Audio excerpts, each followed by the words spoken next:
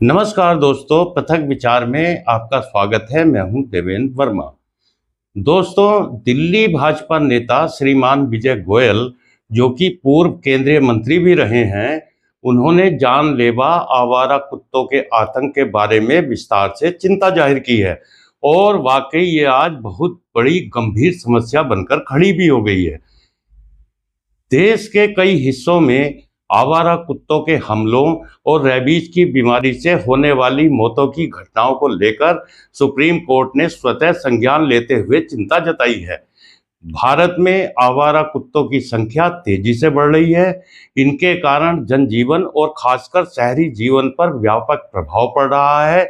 यह समस्या केवल भावनात्मक नहीं, बल्कि सामाजिक, स्वास्थ्य और प्रशासनिक संकट भी बनती जा रही है।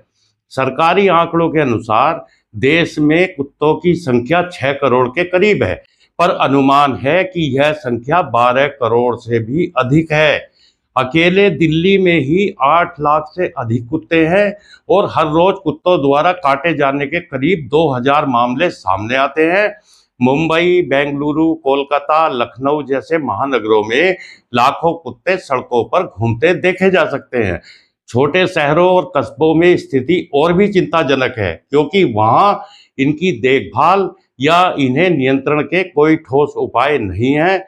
यह विडंबना ही है कि मानव द्वारा बसाए गए शहरों में अब आवारा कुत्तों के आतंक के चलते बच्चे खेलने, बुजुर्ग अकेले टहलने और लोग पैदल चलने और दोपहिया वाहन चलाने से डरने लगे हैं। अचानक हमला कर देने वाले कुत्ते जानलेवा साबित हो रहे हैं और रात के समय तो इनका आतंक कई गुना ज्यादा बढ़ जाता है। सबसे भयावह समस्या है आवारा कुत्तों का काटना और उससे होने वाली बीमारी रेबीज। भारत में हर साल 15-20 लाख लोगों को कुत्ते काटते हैं और लगभग 20,000 मौतें रेबीज के कारण होती हैं। यह संख्या विश्व में सबसे अधिक है। इससे देश की स्वास्थ्य सेवाओं पर अतिरिक्त बोझ पड़ता है।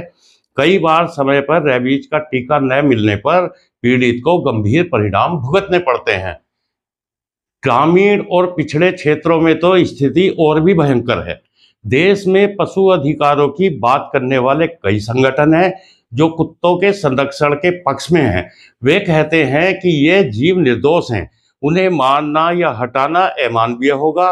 उनकी यह भावना सही है, पर जब यही कुत्ते बच्चों, महिलाओं और बुजुर्गों के लिए बड़ा खतरा बन जाए, तो क्या जनहित को प्राथमिकता नहीं मिलेगी? एक और पशु प्रेम है तो दूसरी ओर इंसानी सुरक्षा भी तो है। यह संघर्ष अब सड़कों और अदालतों तक पहुंच गया है।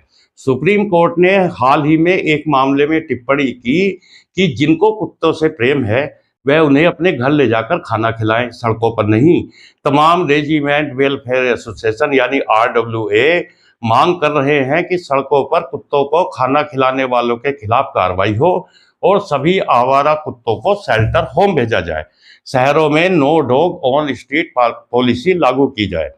हालांकि आवारा कुत्तों की नसबंदी कर उनकी आबादी को नियंत्रित करने के लिए नगर निगमों के पास एनिमल बर्थ कंट्रोल योजना है, लेकिन वह योजना कागजों में ही सिमट कर रह गई है।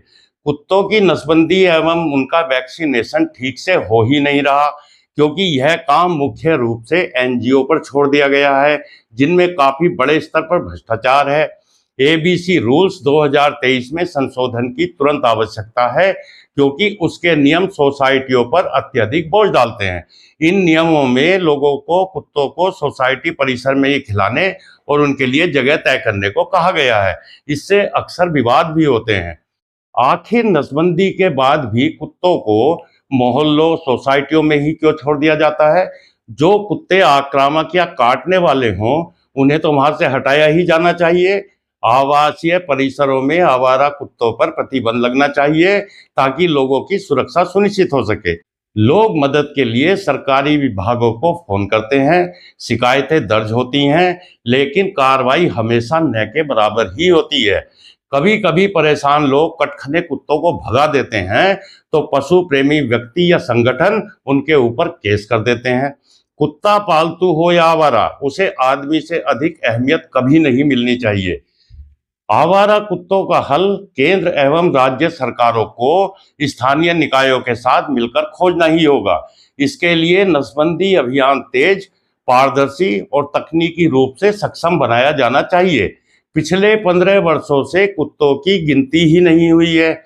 उनकी गिनती के साथ जीपीएस ट्रैकिंग जैसे उपाय लागू करने चाहिए। सभी शहरों में डॉग शेल्टर बनने चाहिए। पशु प्रेमियों को कुत्तों को गोद लेने के लिए मजबूर किया जाना चाहिए।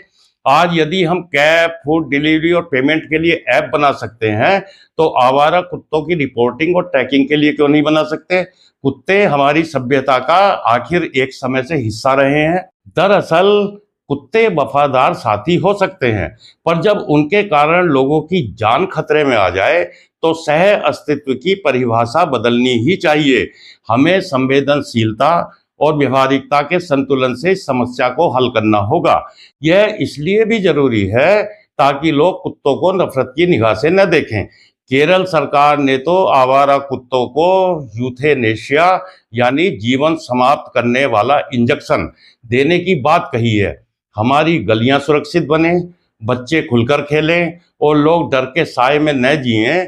कुत्तों के लिए भी जगह हो, लेकिन नियंत्रित और सुरक्षित दायरे में। तो इस वीडियो में इतना ही। आपसे निवेदन है कि वीडियो को लाइक करें, चैनल को सब्सक्राइब करें और कमेंट भी जरूर करें। नमस्कार।